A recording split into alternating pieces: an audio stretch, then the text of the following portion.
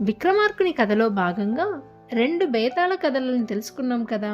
విక్రమార్కుడు తన సంకల్ప బలంతో మళ్లీ చెట్టు దగ్గర నుండి బేతాళుడిని భుజంపై వేసుకొని నడక సాగించాడు. బేతాళుడు విక్రమార్కుడి సంకల్ప బలానికి ముచ్చటపడి ముచ్చటగా 3వ కథ ప్రారంభించాడు. మన బేతాళ కథల్లో 3వ కథ ముగ్గురు భార్యల వృత్తాంతం. ఢిల్లీ నగరాన్ని వశకేతువు అనే రాజు పరిపాలిస్తున్నాడు. అతడికి 3 భార్యలు. ఒకనాడు రాజు 2వ భార్యతో కలిసి ఉద్యానవనంలో విహరిస్తూ ఉండగా తుమ్మెద ఒకటి ఆమె జడపై వాలినది.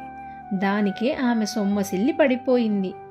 మరునాడు రాజు పెద్ద భార్యతో వెన్నెలలో కూర్చొని ప్రియ సంభాషణలు చేస్తుండగా వెన్నెల వేడికే ఆమె దేహమంతా ఎర్రగా పొక్కిపోయింది. చివరి భార్యతో కలిసి అంతఃపురంలో సమయం గడుపుతూ ఉండగా ఎక్కడో దూరం నుంచి వచ్చిన రోకలిపోటు విన్న ఆమె చేతులు ఎర్రగా కందాయి. రాజా, విన్నావు కదా, ముగ్గురిలో అతి సుకుమారులెవ్వరు అని బేతాళుడు అడుగగా అప్పుడు విక్రమార్కుడు ఇలా చెప్పాడు. కేవలం శబ్దం వినగానే చేతులు కందిన 3వ భార్యనే అతి సుకుమారి అని చెప్పాడు.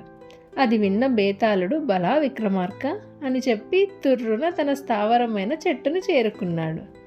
మన బేతాళుడు కోసం ప్లీజ్ లైక్ చేసి సబ్స్క్రైబ్ చేసుకోండి. నెక్స్ట్ స్టోరీస్ మనం తెలుసుకుందాం.